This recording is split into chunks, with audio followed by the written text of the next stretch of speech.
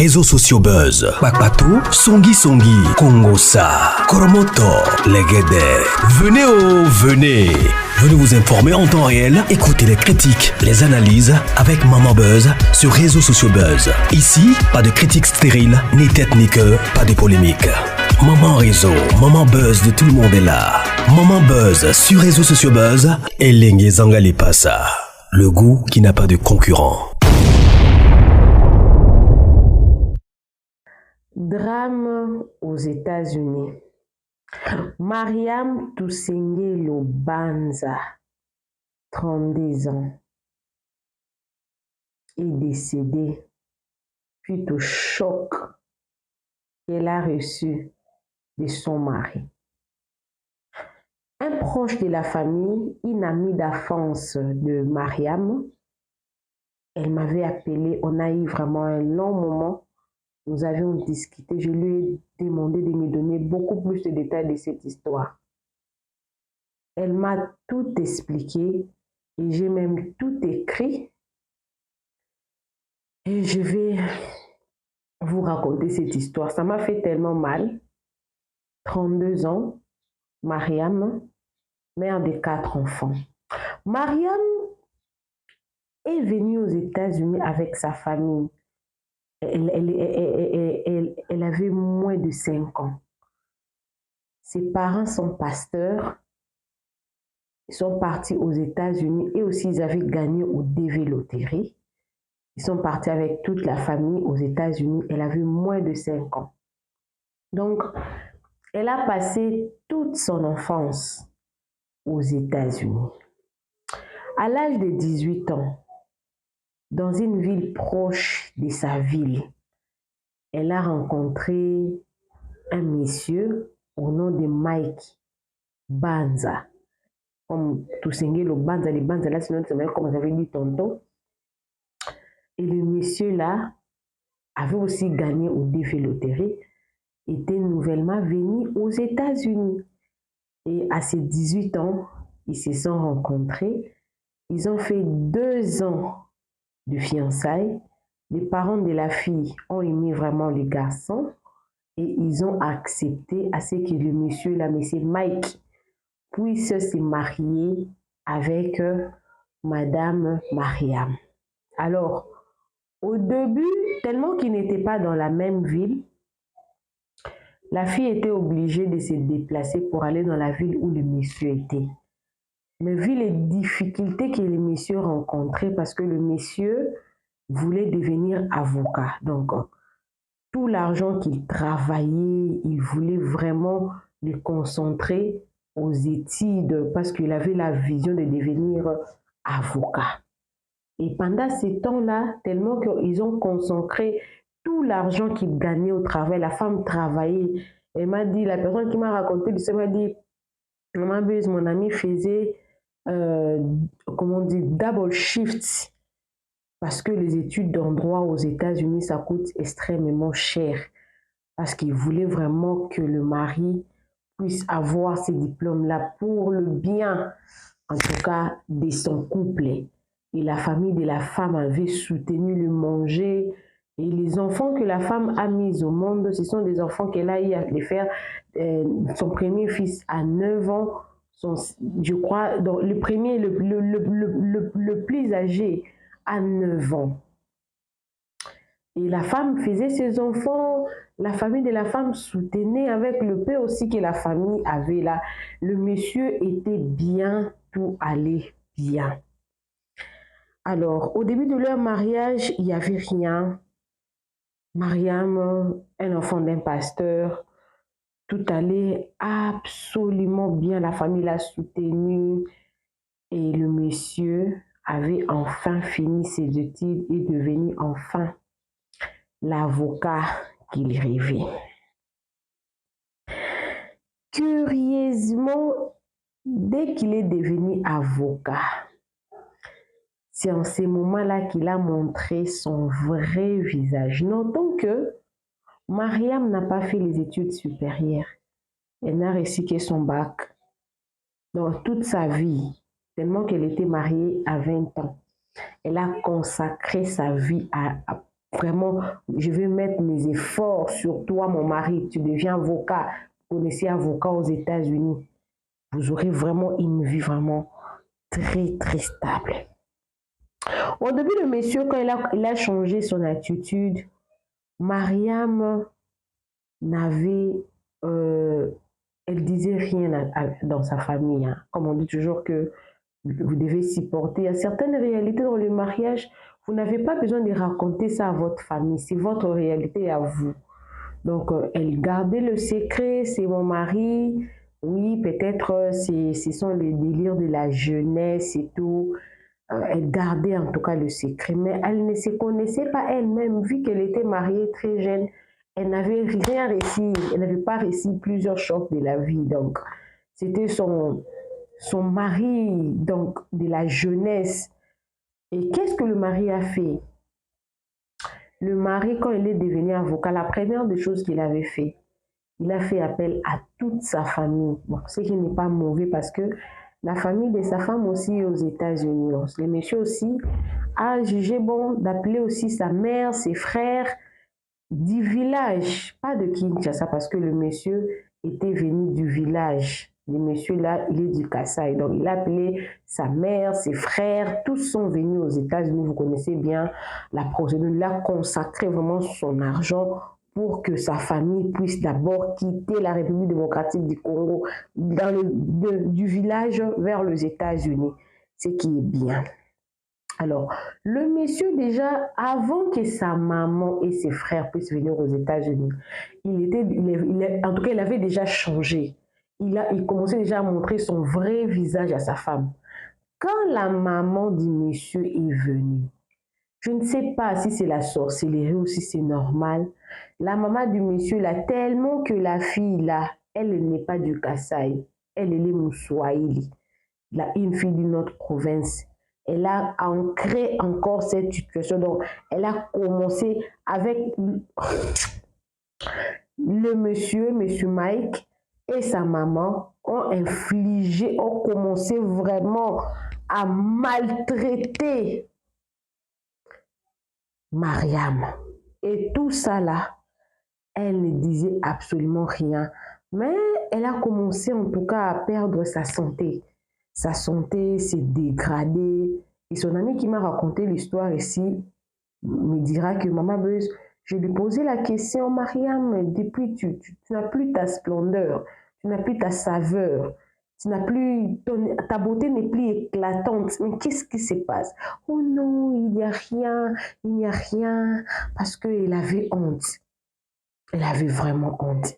Mais quand elle a appris que le monsieur avait engrossé une fille, là-bas seulement aux États-Unis, elle n'a pas supporté. En ce moment, elle avait ouvert son cœur. Elle a parlé à son ami qui m'a raconté son histoire et son ami l'a conseillé. Il a dit que non, rentre, on va dire à tes parents. Ce sont tes parents. Toi au moins, parce que son ami là, ses parents ne sont pas ici. Mais toi au moins, tu as tes parents qui sont sur place. Ils peuvent bien te soutenir. Alors, quand elle est partie raconter cette histoire à ses parents, un couple pastoral, ils ont vu du côté seulement des démons. Oh non, ce sont des combats, ce sont des démons, ce sont des géants de ta vie. Tu dois prier, garde secret et ça va bien se passer. Et quand le monsieur a engrossé cette femme-là que le monsieur avait engrossée, la maman du monsieur connaissait cette femme-là. Quand elle ne pouvait même pas se plaindre auprès de la maman de son mari, parce que la maman de son mari connaissait, dit que nous, on ne peut pas jeter un enfant. Dans notre coutume, on ne jette pas un enfant. Elle rentre auprès de ses parents, prie seulement Dieu va faire grâce sous ces chocs-là. Pour une première fois, en 2023, elle a fait une crise. Quand elle a fait une crise, son mari était au travail, elle était à la maison avec son fils aîné de 9 ans. Son fils aîné de 9 ans a appelé son père pour dire que maman, elle est tombée.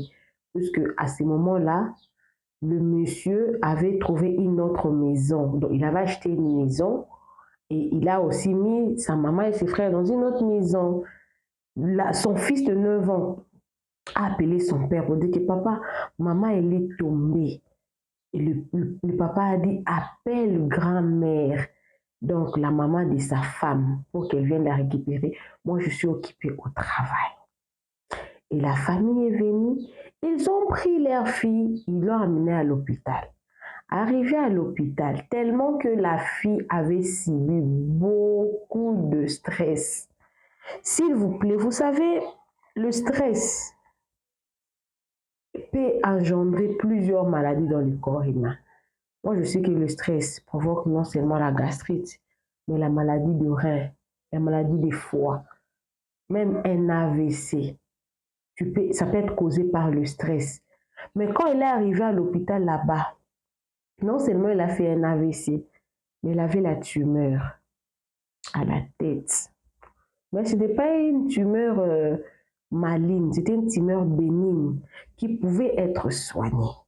Et par la grâce de Dieu, elle a été opérée par l'argent de l'assurance. Elle payait les assurances. L'assurance a pu quand même couvrir cette opération-là. Alors, le médecin, quand ils ont opéré, en sortant de l'hôpital, le médecin a dit à la femme et à son mari, il dit que non, l'opération était lourde. Alors, nous suggérons que toi et ta femme, que vous ne pouvez pas faire des rapports sexuels pour le moment. Donc, vous devez vraiment être en repos jusqu'à ce que ton état puisse vraiment, ton corps puisse bien récupérer et beaucoup de repos. Elle ne travaillait plus parce que le médecin avait demandé à ce qu'elle puisse rester à la maison, beaucoup de repos, et elle avait plusieurs rendez-vous. Le monsieur, en voyant cela, il a dit à la femme, qu'est-ce que je veux faire avec toi si je ne peux même pas faire des relations sexuelles avec toi? Donc, je ne peux rien faire avec toi. Prends tes effets, va rester dans les garages. La fille est rentrée auprès de ses parents pour leur expliquer la situation. La maman a dit que non, vraiment, chez nous, moi je ne peux pas venir te récupérer là-bas. Il faut que toi tu prennes courage, que tu rentres de ta propre force. Donc tu dois rentrer. Si tu veux vraiment rentrer à la maison, tu dois rentrer. Si tu veux rester dans les garages là-bas, comme ton mari t'a chassé de la chambre, tu peux aussi prier, peut-être aussi que ce sont des combats. Et le monsieur là a interdit sa femme à ouvrir le congélateur. Oh, tu vas nous contaminer avec ta maladie. La raison pour laquelle d'ailleurs le monsieur l'avait chassé de la chambre dans le lit conjugal, c'était parce qu'il avait peur qu'elle puisse contaminer. Je ne sais même pas si c'est quel, excusez-moi, intellectuel qu'il est, il le faisait exprès ou quoi. Parce que cette histoire, ça m'a vraiment énervée. Et la femme, elle est partie rester dans les garages. Elle est restée là. Elle avait le temps d'arranger ses enfants pour les déposer à l'école. Elle restait dans les garages. Mais pendant qu'elle était en train de rester dans les garages, le mari continuait toujours à l'insulter. Son ami me dit, son mari l'insultait comme pas possible. Tu n'as pas étudié. Toi qui as fait beaucoup d'années ici aux États-Unis. Il a oublié que la grâce qu'il a réussi d'étudier, c'était parce que cette famille-là avait consacré. Vous voyez, il y a des familles qui consacrent toute leur énergie. Un conseil avant de continuer l'histoire. Consacrez vos énergies sur vous-même, pas sur quelqu'un. Femme, tu as tes rêves, tu as les moyens d'accomplir ces rêves-là, fais-les pour toi-même. Parce qu'on ne sait tellement pas dans nos cœurs ici, on ne sait pas qui aider, qui n'est pas aidé. En tout cas, c'est devenu compliqué. C'est devenu très compliqué. Et pendant qu'elle était dans ces repos-là, à un moment donné, elle venait auprès de son mari. Vous savez, on se marie pour le meilleur et le pire. Quand le pire arrive, c'est en ce moment-là que l'autre patient qui est dans la détresse a besoin de soutien. Parce qu'il y a certaines maladies qui guérissent seulement de la manière dont on t'a soutenu pendant que tu traverses ce moment-là. Vous allez voir, vous guérissez. Mais elle, le stress avait continué. Je dis à son ami là, le stress avait continué. C'était normal que le stress continue parce que elle est restée dans la même maison que son bourreau. Pas plus tard, ça fait même pas 3 semaines, on a vu une dame qui était aussi influenceuse d'abord aux États-Unis. Elle a partagé une vidéo où son mari était en train de la taper dans la chambre. Et elle a quitté ces mariages-là. Elle était maman de 3 enfants. Donc oui, n'allez pas m'écrire dans les commentaires que non, ça, aux États-Unis, oui, aux États-Unis. Cette histoire, ça s'est passé aux États-Unis. Aux États-Unis, oui. Et pendant qu'elle était dans cette deuxième repos-là, le monsieur a augmenté. Non seulement il a fait l'enfant avec une autre femme, il a encore engrossé une autre fille. Mais cette fois-ci, tellement que la femme ne restait plus avec lui dans la chambre, il est venu dire à la femme clairement, il a dit que je viens d'engrosser une autre femme, mais cette fois-ci, je vais épouser cette deuxième femme-là, je l'aime beaucoup parce que toi, tu ne sers plus à rien. Toi, tu ne sers plus à rien. Donc, je préfère épouser cette femme-là. Et la femme n'a pas supporté ce deuxième message. Tu avais engrossé pour une première. Tu n'as pas épousé cette dame-là. Tu engrosses encore une deuxième femme. Et cette fois-là, tu te dis que tu vas l'épouser. Pendant que moi, je suis là, je suis dans les garages. Elle n'a pas supporté. Elle a fait une deuxième crise. Mais avant de faire une deuxième crise, selon ce qu'elle a raconté à son ami, quand le monsieur est venu lui dire, que d'ailleurs je suis là, je vais épouser bon, je viens d'engrosser une femme, mais cette fois-ci, je préfère l'épouser, tu sais, toi, tu ne me sers plus à rien et tout. Quand la femme avait appris ça, oh, c'était une discussion déjà commencé à la maison. Les messieurs là l'a frappé correctement. Il l'a frappé où? À la tête. L'opération là qu'on l'avait fait, on l'avait fait où? À la tête. Elle n'avait même pas fait une année de repos. Donc, elle avait le sang qui sortait de partout.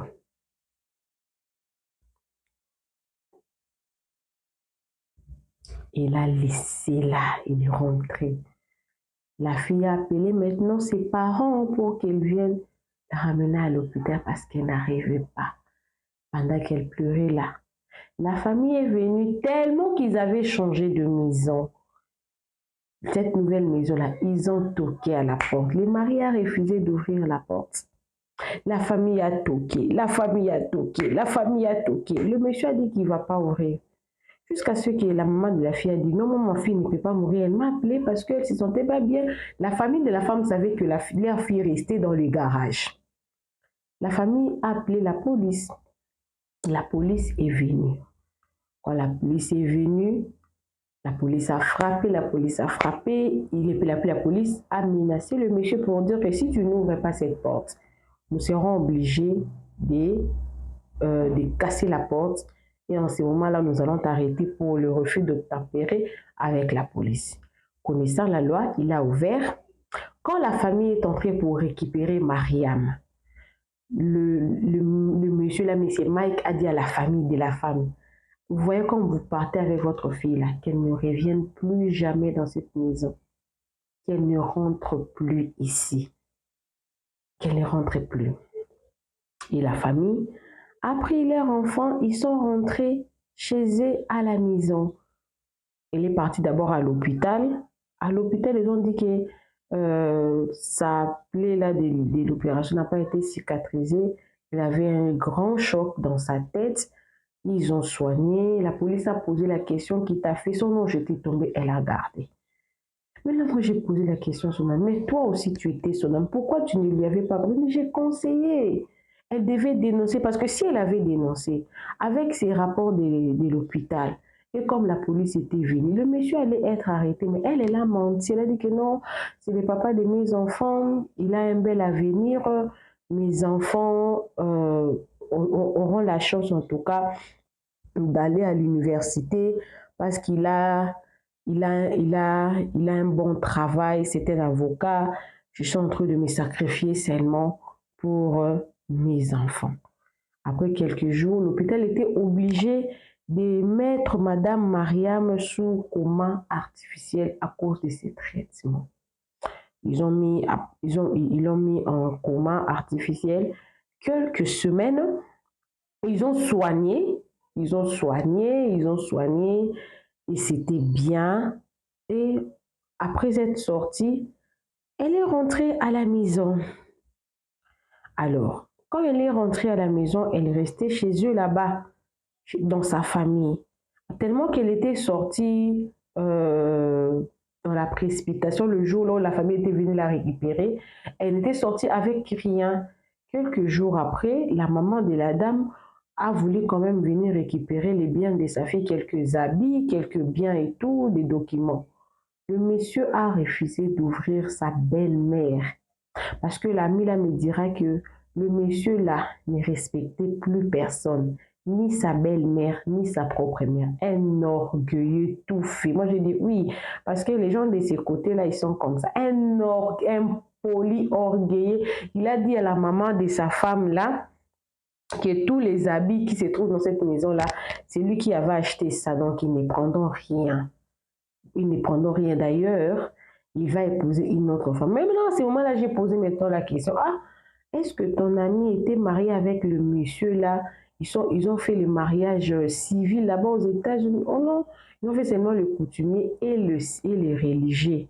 Ils n'ont pas fait le civil parce que le monsieur là, il était venu par DV. Ils ont fait le mariage là avec une autre personne. Donc, ils disent, voilà pourquoi elle a perdu tout le droit. Mais quand même, en tant que maman de ses enfants, parce que le gouvernement américain connaît que le monsieur là est marié à une autre femme. Même la femme là qu'elle voulait épouser là, il va seulement prendre coutumièrement et faire la fête de religieux.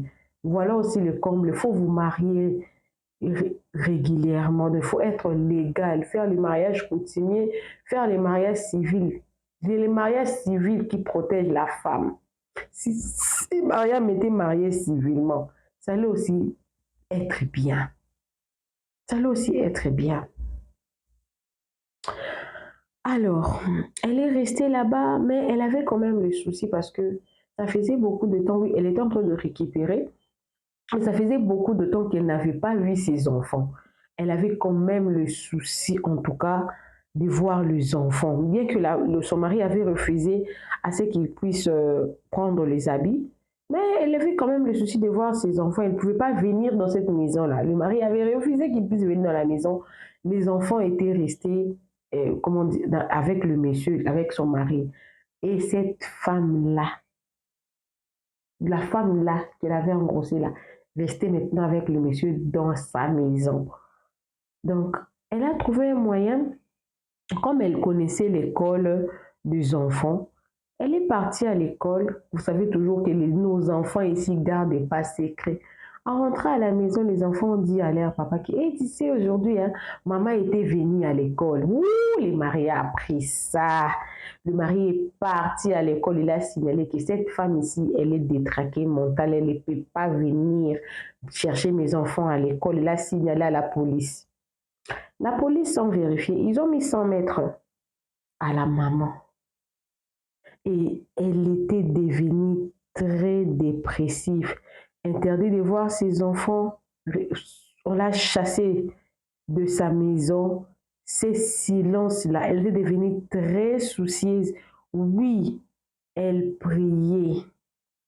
Mais elle ne pouvait pas travailler à cause du repos qu'elle avait reçu de son deuxième choc. Elle avait beaucoup de repos. Elle ne pouvait rien faire en ces moments-là. Donc, les soucis. Elle était tellement devenue très soucieuse qu'un jour seulement, elle dormait. Elle ne s'est plus réveillée. Elle est rentrée en coma à cause des soucis. Elle faisait beaucoup de soucis.